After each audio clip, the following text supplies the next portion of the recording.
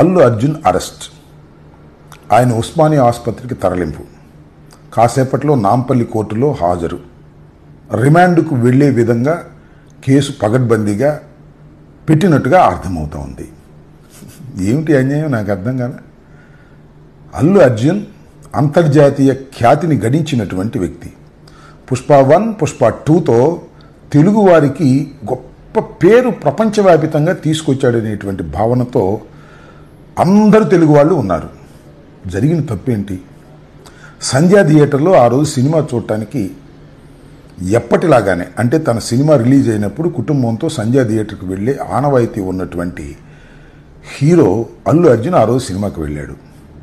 దురదృష్టవశాత్తు తొక్కిసలాట్లో చనిపోయారు. నిజంగా దానికి అల్లు అర్జున్ బాధ్యత వహించాలా? ప్రభుత్వం బాధ్యత వహించాలా? సెక్యూరిటీ కల్పించలేనందుకు ఎవరు బాధ్యత వహించాలి?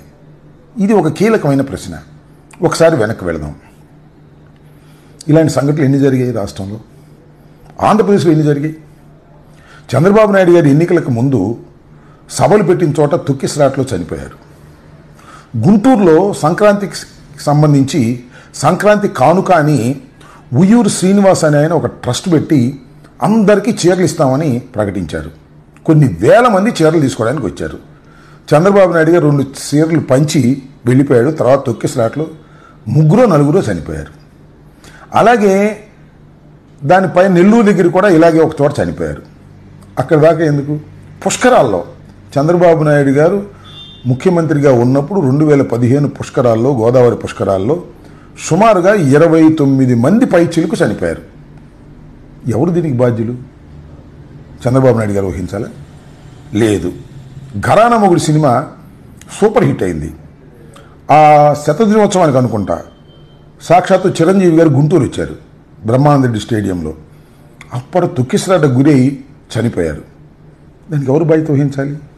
ఇప్పుడైనా ఒక విఐపి కానీ, ఒక ప్రఖ్యాతి చెందినటువంటి వ్యక్తి కానీ వస్తున్నప్పుడు సెక్యూరిటీ కల్పించవలసినటువంటి బాధ్యత ఆ ప్రభుత్వాల మీద ఉంటుంది.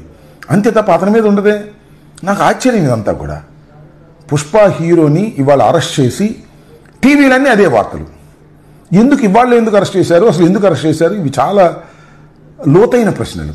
ఎందుకంటే ఇవాళ రైతులకు సంబంధించినటువంటి ఉద్యమాన్ని మొత్తం టోటల్గా మా అన్ని జిల్లాల్లోనూ, ఆంధ్రప్రదేశ్లో ఉన్న జిల్లాల్లోనూ అన్నిటి చోట ఉద్యమాలు జరుగుతూ ఉంటే దాన్ని డైవర్ట్ చేయడం కోసం చంద్రబాబు నాయుడు గారు చెప్తే ఆ ప్రభుత్వం అరెస్ట్ చేసిందా అనేటువంటి ఒక ఆలోచన ఉంది పొలిటికల్గా.